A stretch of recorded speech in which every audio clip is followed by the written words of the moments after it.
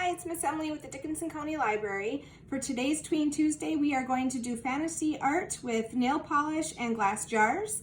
This is our end product. You can see one I used white paint on and the other one I didn't use any paint on. So we're going to do one today without the paint. What you're going to need is a piece of foil paper. You're going to need a bowl with water in it. The more water you put in there, the more it's going to cover on the jar. So just as a tip for that, you're going to need toothpicks, nail polish, and then jars. And I'm going to use the little jar, I think, today. It's very easy. It might take a little bit of time and patience, but what you're going to do is you have your water in your jar, and then you take your nail polish, and you're going to put it gently on the top of the water.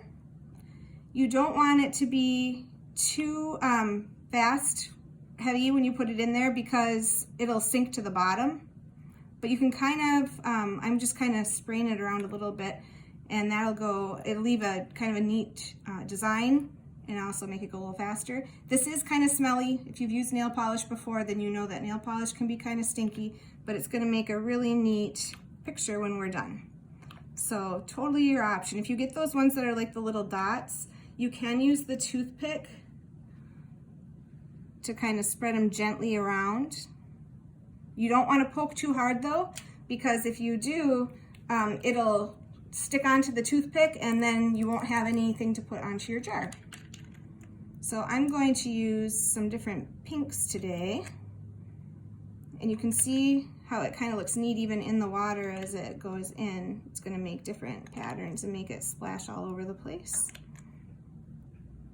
You can do however you like. I think of this as kind of like a Jackson Pollock look. And as many colors as you'd like as well. That does not matter. The biggest thing is, like I said, you want to be careful not to make it fall to the bottom, because then you can't use that anymore. You can see some of those kind of dip back up a little bit too. But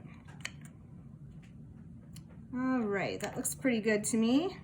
And so now what you're going to do, you're going to take your glass jar and gently you're going to place it in, and you can kind of even twist it around if you'd like to get all of the color that you want on there. Like I said, the deeper you go, the higher it's going to be.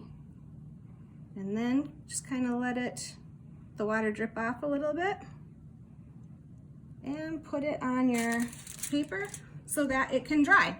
It'll take a little bit to dry. I'd leave it for a couple of hours, but it's just that simple. You can use whatever colors you'd like, and I hope you have a good time doing it. Thanks, and we'll see you at the library soon. Bye.